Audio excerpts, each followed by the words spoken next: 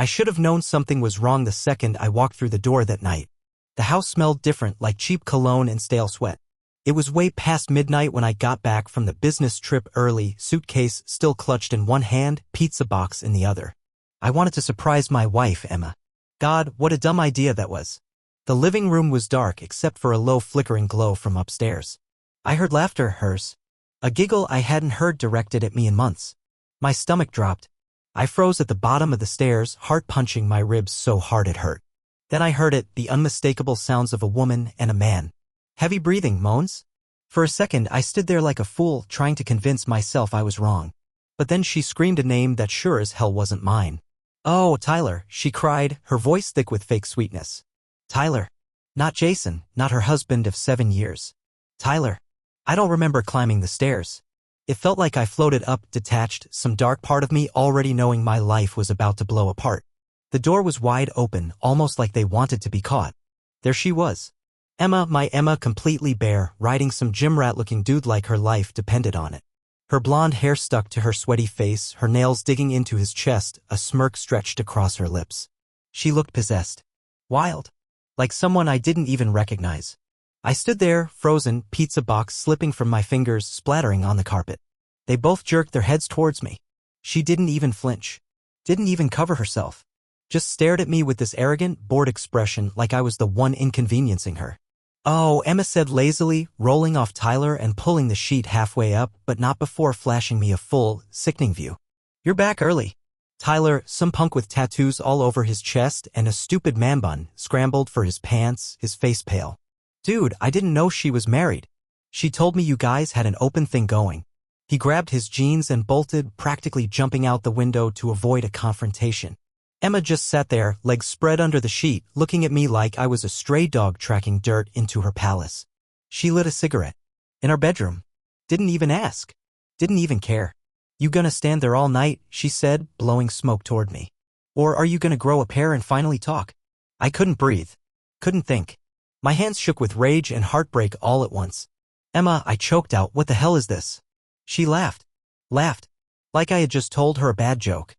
"This," she said, waving the cigarette around like a magic wand, "is called me finally doing what I want. You're married to me." "Yeah? And?" "Newsflash, Jason, marriage doesn't mean you own me." She sneered. "Not everything has to revolve around your fragile little ego." I staggered back, feeling like the floor was moving under me. "How long, Emma?" I asked, my voice low, dangerous. "How long have you been screwing around?" She rolled her eyes. "God, don't be so dramatic. Tyler's just one of a few." She laughed again, a cold, bitter sound. "Honestly? It's been almost a year. But don't worry, I was careful. Most of the time. A year. A goddamn year. While I was out busting my back working overtime, buying her gifts, planning vacations, loving her like a damn fool, she was off getting her needs filled by whoever crossed her path. But why?" I whispered, feeling like an idiot for even needing to ask. Emma shrugged, stubbing out the cigarette in my dresser. "Because you're boring, Jason. Predictable. And you didn't have the balls to admit that our marriage was dead. I just set myself free first." She said it like it was some self-help mantra. Like she was proud. "Your friend, Maddie," she added casually, "helped me see it. She said life's too short to settle for safe. So we decided to open the marriage. Except..." She gave me a mocking little pout. "You weren't invited." I backed out of the room, numb, furious, humiliated, a hurricane of betrayal ripping me apart inside. And I knew one thing for damn sure. This wasn't over. Not by a long shot. I didn't sleep that night. I couldn't. Every time I closed my eyes, I saw Emma's smug face, heard her giggling under another man. Every second I replayed it like some personal horror movie on a loop, each time cutting deeper. Around 3 in the morning, I ended up in my truck, just sitting there in the driveway, staring at the house like it was some stranger's place. I was gripping the steering wheel so hard my knuckles turned white. All I wanted to do was storm back inside and scream at her until my throat gave out. But what was the point? She didn't care. She wasn't even sorry. My phone buzzed. It was a text from Emma. "Don't be so dramatic. Let's talk like adults when you calm down." Like adults. The ball's on her. I tossed the phone onto the passenger seat and drove aimlessly through the dark streets until the sun started bleeding over the horizon. When I finally went back, the house was quiet. Emma wasn't in bed. She was downstairs, sitting on the couch in a silk robe, scrolling through her phone like nothing happened. Like she hadn't detonated our whole damn life a few hours ago. She didn't even look up when I entered. Just sighed as if I was the one being unreasonable. I take it you're done with your tantrum, she said, still thumbing through Instagram. The rage flared up so fast I almost blacked out. But I swallowed it down. I wanted to hear every rotten thing come out of her mouth. I needed to know just how deep the betrayal went. I sat across from her, fists clenched tight on my knees. You're going to explain, I said, my voice shaking. All of it. Emma rolled her eyes dramatically and tossed the phone aside. Jesus, Jason? Fine. What do you want to know? I stared at her, this woman I thought I knew, and asked the question already burning a hole in my brain. How many? She smirked like it amused her to hurt me. You really want to know? Tell me. She leaned back, crossing her legs slowly like she was getting comfortable. Tyler wasn't the first.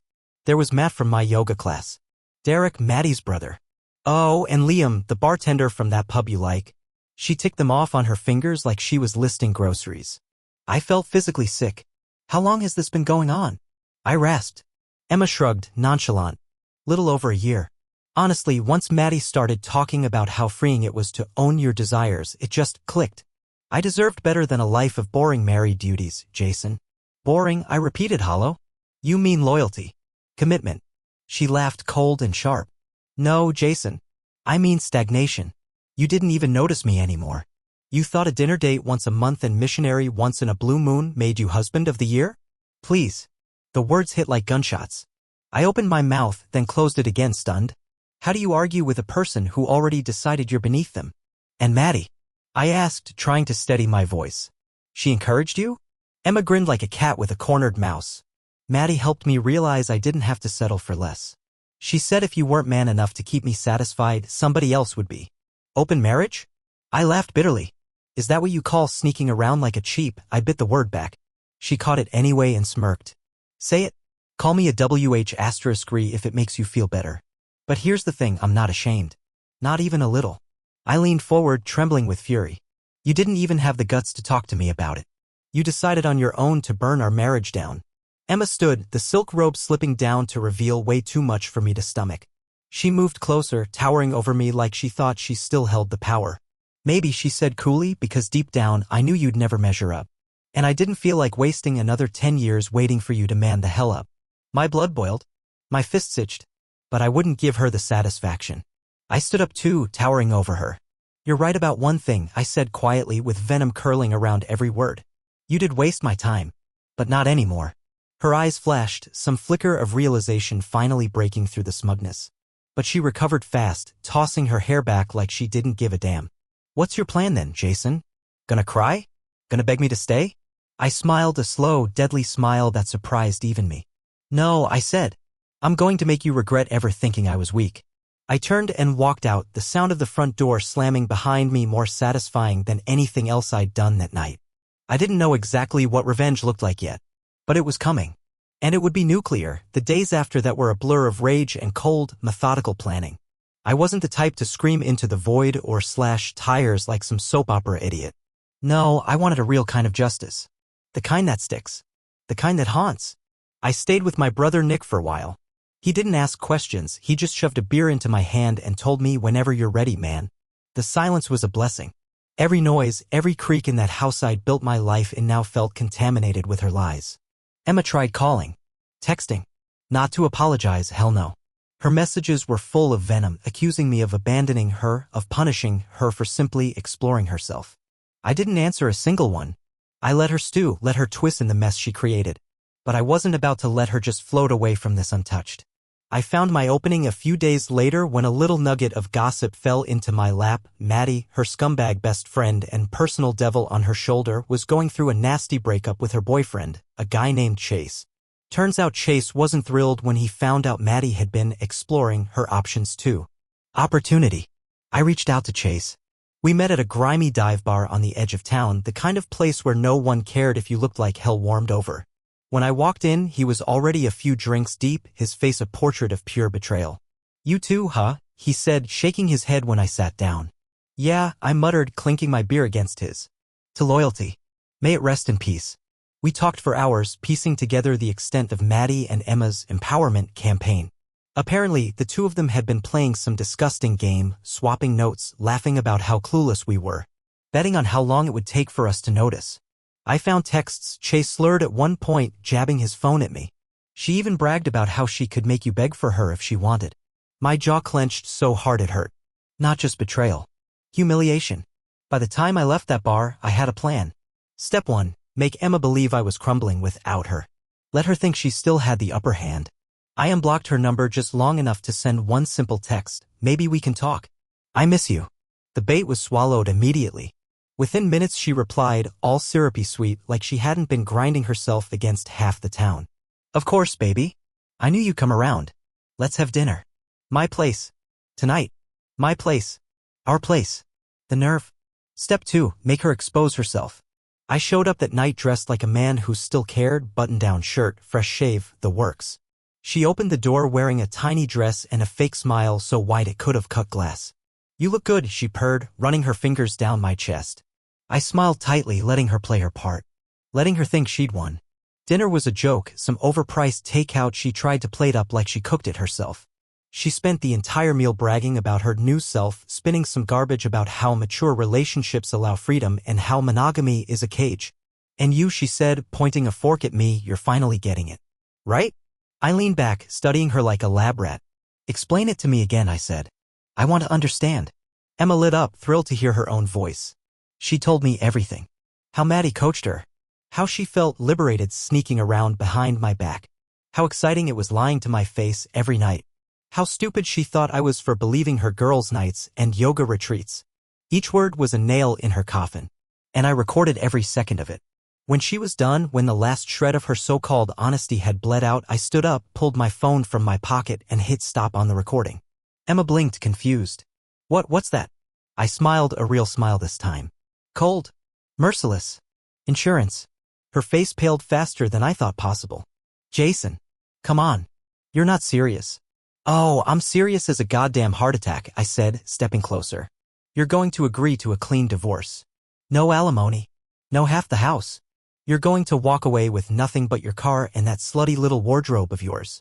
She gaped like a fish. And if you so much as think about fighting me, I continued, lowering my voice to a deadly whisper, I will send this recording to your precious yoga studio, to Maddie's family, to your entire circle of fake-ass friends. I'll even send it to your mom. Emma's bravado crumbled in seconds. She sputtered, trying to find her footing, but she couldn't. She had nothing left. I'll ruin you the way you tried to ruin me, I said. And the best part? You handed me the bullets yourself. I grabbed my jacket and headed for the door. Behind me, I heard her sob, but I didn't turn around. This time, the slam of the door was louder. Final. I didn't just survive her betrayal. I started to win. The divorce process started the very next day. I filed first thing in the morning, walking into the lawyer's office like a man on a mission. The air in that room felt different, heavier, like the past was clawing at me, but I shoved it all down and stayed focused. My lawyer, Mr. Campbell, was a short guy with sharp eyes and an even sharper tongue. Exactly the type of guy you needed when you were planning to gut someone, legally. After laying everything out, including the recording of Emma's vile little confession, Mr. Campbell leaned back, grinning like a man who'd just been handed the easiest case of his career. She's finished, he said simply. We'll make this quick. That should have been the end of it. Should have been simple. She signs, she leaves, I rebuild. But Emma wasn't done being a monster yet. A few days later, she showed up at my brother Nick's house, pounding on the door like some psychotic ex out of a bad movie. I answered it only because Nick wasn't home and I didn't want her shattering the damn window.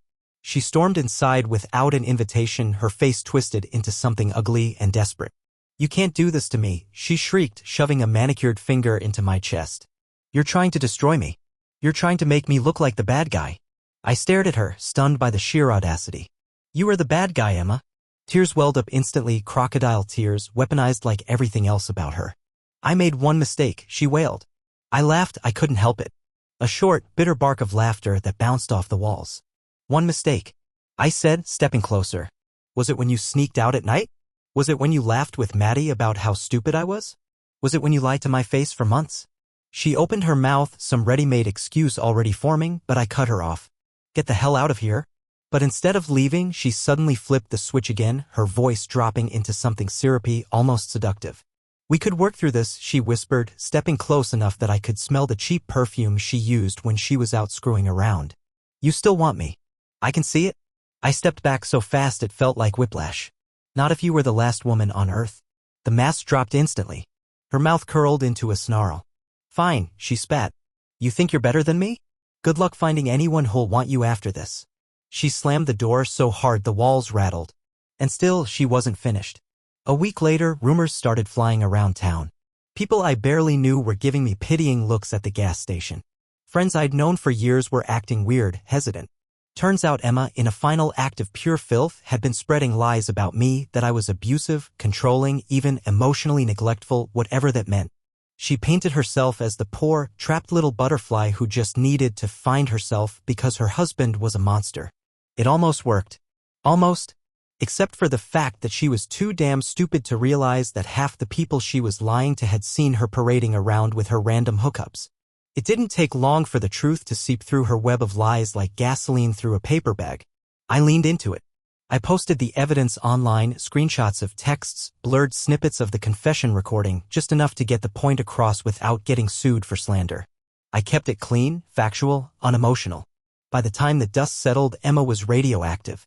No one would touch her socially or professionally. Good. She deserved worse. The day the divorce papers were finalized, I didn't feel relief. Not yet. Standing outside the courthouse, holding that stamped packet of papers, I just felt hollow. It wasn't until that night, sitting on Nick's back porch with a whiskey in hand and the cold air biting at my skin, that the weight finally started to lift. I had loved her once. Completely. Stupidly. But real love, doesn't survive that kind of betrayal. You don't rebuild trust when someone burns it down for their own amusement. And you don't mourn someone who never actually existed. The Emma I thought I loved had been a mask, a carefully constructed illusion. The real Emma was rotten at the core, shallow and selfish and empty. I sat there for hours, letting the cold soak into me, feeling every shard of what she'd done, and then slowly letting it go.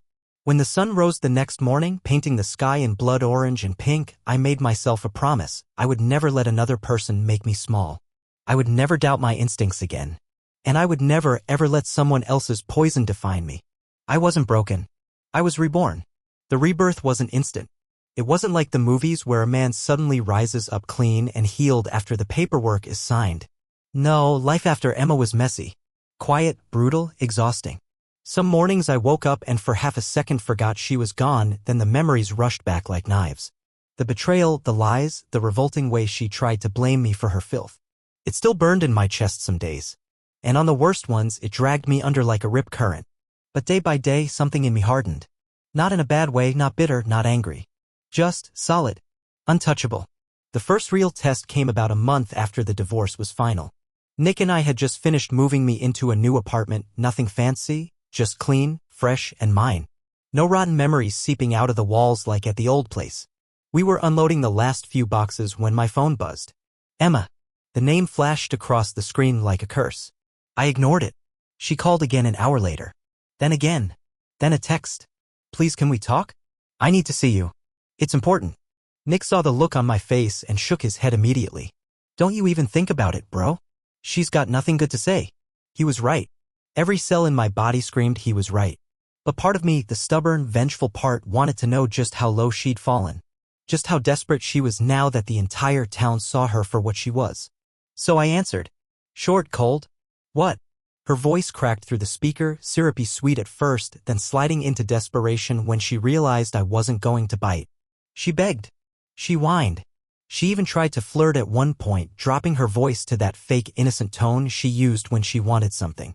I said nothing. Finally, when the silence stretched too long, she blurted it out. I'm pregnant. The world stopped. Every sound around me, Nick hauling boxes, a car horn outside, the whir of the ceiling fan, all faded into white noise. Pregnant? I almost laughed right there on the spot. And you think it's mine? I said, my voice calm, razor sharp. I don't know, she whispered. There it was. The truth, the ugly, naked truth, sitting between us like a rotting corpse. Get a paternity test, I said. And don't ever call me again. I hung up before she could say another word. Nick watched me carefully as I put the phone down. You good? I sat heavily on one of the unpacked boxes, feeling something strange swirling in my chest. It wasn't anger this time. It wasn't sadness. It was pity. Not for her. She didn't deserve even a drop of it. Pity for the poor kid, if there even was one, who would be cursed with a mother like Emma. But that wasn't my problem anymore. Over the next few weeks, the messages kept coming, desperate, manipulative. She swung wildly between begging for forgiveness and threatening to ruin me if I didn't step up. I saved every text, every voicemail. Documented everything. I knew the type of person Emma was now, and I wasn't about to let her drag me back into her toxic little circus. The paternity test came back 2 months later. 99.9% not mine. Nick and I sat in my living room, beers in hand, reading the results aloud like it was Christmas morning. "Congratulations, buddy," he said, clinking his bottle against mine. "You dodged a nuclear warhead." I laughed, really laughed, the kind of laugh that starts in your gut and leaves you gasping. It felt good. It felt clean. Emma tried to save face afterward, of course. Spread some pathetic rumor about how I was too scared to be a father or whatever pathetic lies she could spit out. But no one was listening to her anymore. Her little empire of fake smiles and crocodile tears had crumbled completely. Meanwhile, I started rebuilding. Slowly, brick by brick. I focused on myself, my work, my family, friends who stuck by me even when things got ugly. I started working out again, running miles until my lungs burned. I went to therapy, real therapy, not the fake kind Emma used to attend just for Instagram clout. And the strangest thing? I started to feel alive again. Not the frantic, desperate kind of alive I'd felt when I was trying to fix a marriage that was already dead. A different kind. Solid. Grounded. I stopped checking her socials. Stopped wondering what she was doing. Stopped caring. The final nail in the coffin came one rainy Friday night, months later, when I ran into Maddie, yes, that Maddie, Emma's little empowerment coach, at a bar downtown. She looked rough. Makeup caked on too thick, eyes hollow, like someone who knew karma had finally come to collect. She tried to act casual, sauntering over like we were old friends. "So, you surviving single life?" she teased, fake laughter curling around her words. I smiled, not cruel, not smug. Just real. "Better than you, it looks like." She flushed bright red, muttered something about getting a drink, and disappeared into the crowd. I didn't even turn to watch her go. Because the truth was simple. They were drowning in the mess they made. And I was already swimming toward better shores. It should have ended there. It should have been the final chapter, the last scene where the villain gets swallowed by the mess she created. But Emma wasn't the kind of monster who faded away quietly. No, she had one more play, one more desperate, disgusting move up her sleeve. It started with a letter. Not an email. Not a text. A letter. Hand-delivered to my work by some teenage delivery guy who looked like he had no idea the bomb he was carrying. I tore it open without thinking. Inside was a handwritten note, messy, frantic handwriting I knew all too well. "Jason, I made a mistake. I was confused. Misled. You were the best thing in my life. I was scared of how much I loved you. Please meet me one last time. I need closure. I need to explain everything in person. Please.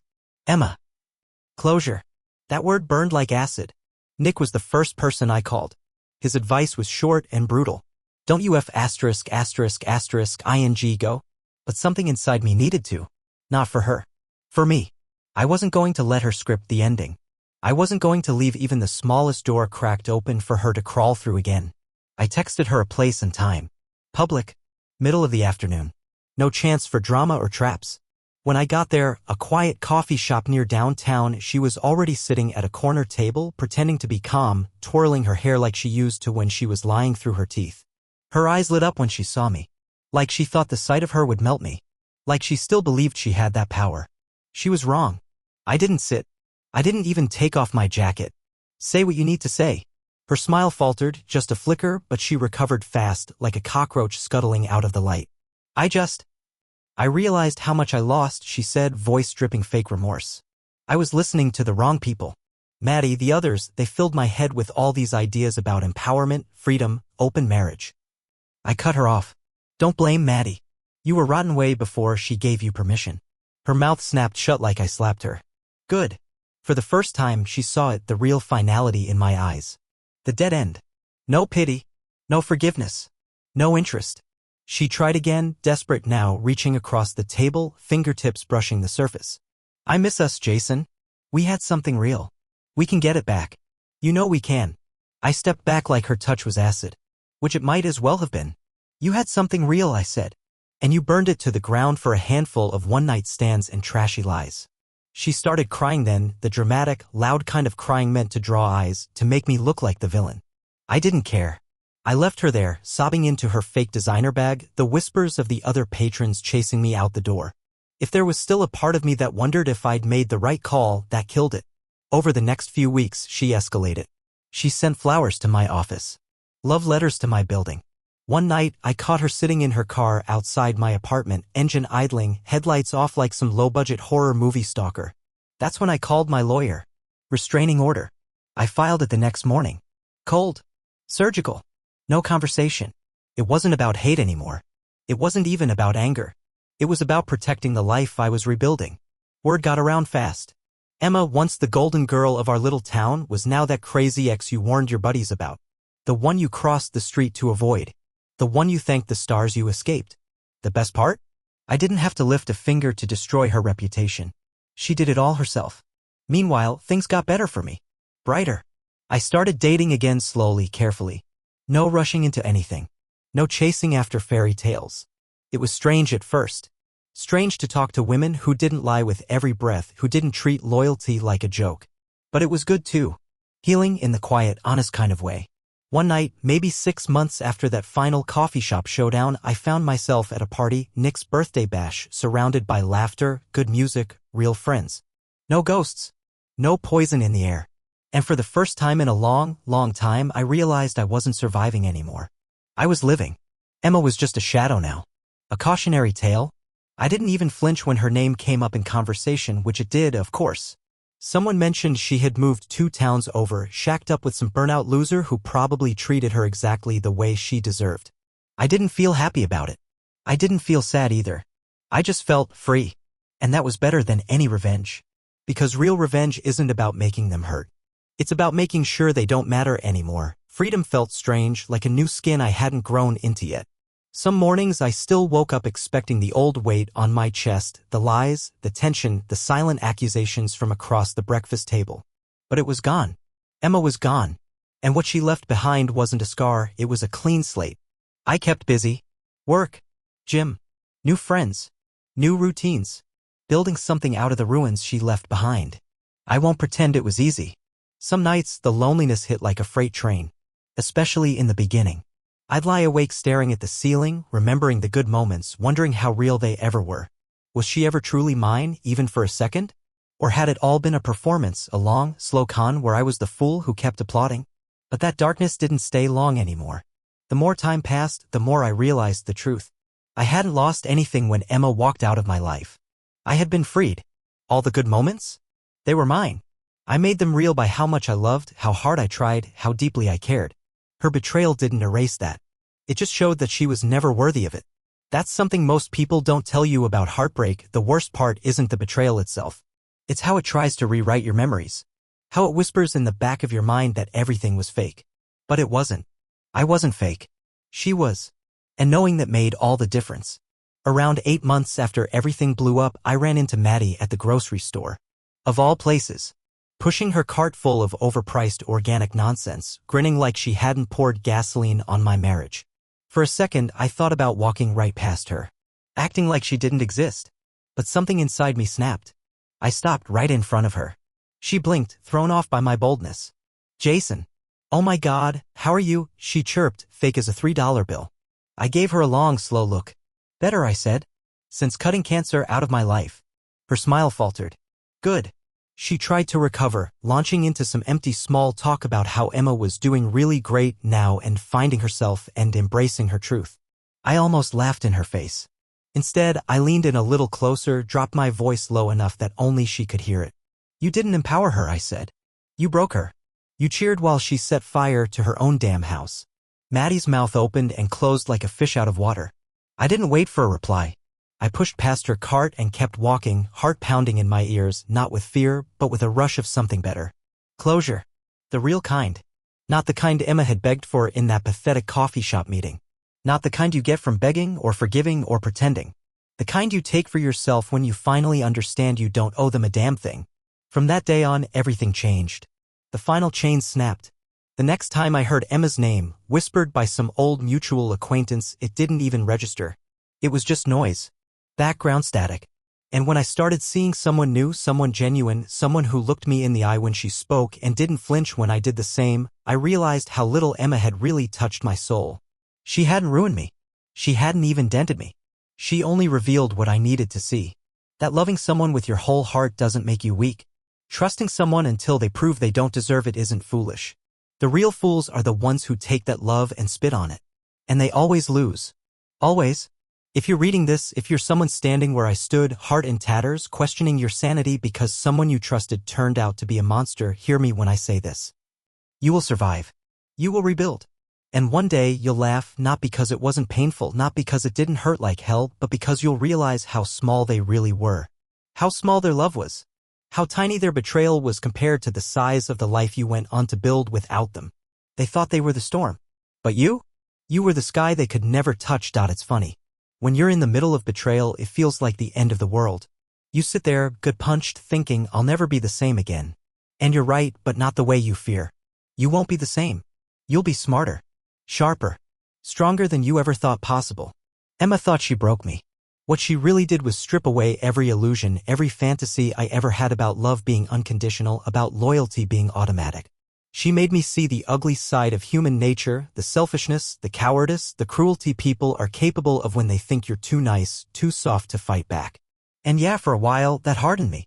I became colder. More guarded. I built walls around my heart so high that even I wondered if anyone could ever climb them. But eventually, I realized something important. The problem wasn't me. It was never me. It was trusting the wrong person with a heart they didn't deserve.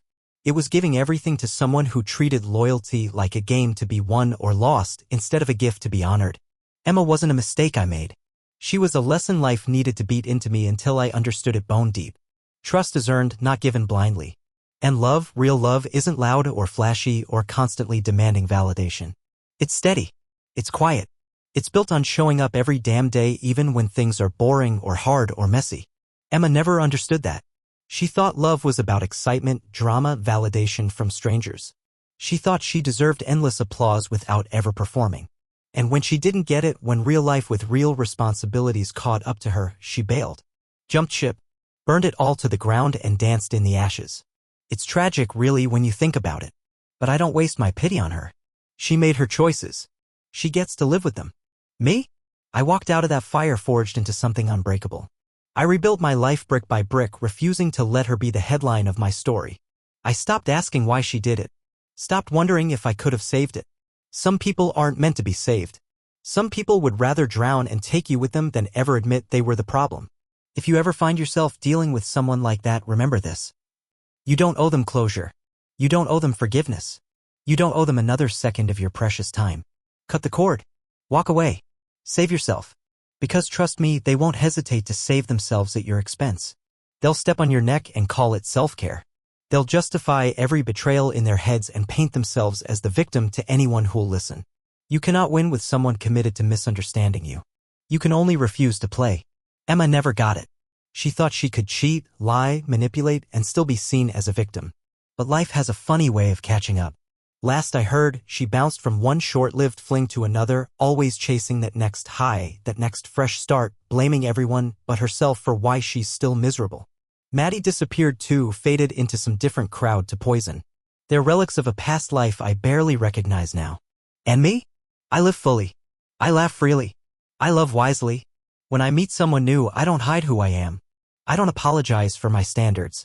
I don't let anyone chip away at my peace. I know what betrayal feels like. I survived it.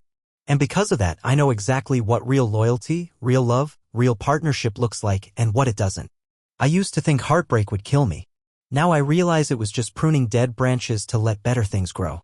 Emma may have thought she destroyed me, but all she really did was set me free to become the man I was always meant to be. If you're sitting where I once sat, broken, furious, numb, hear me. It's not the end. It's the beginning. The beginning of a life where you never settle for less than you deserve. Where you stop begging to be chosen by people too blind to see your worth. Where you finally choose yourself. And believe me when I say there's no better revenge than simply living so well that their memory fades into nothing but a bad joke you barely remember the punchline to. Choose yourself. Always. No matter how much it hurts now. You'll thank yourself later. I know I did.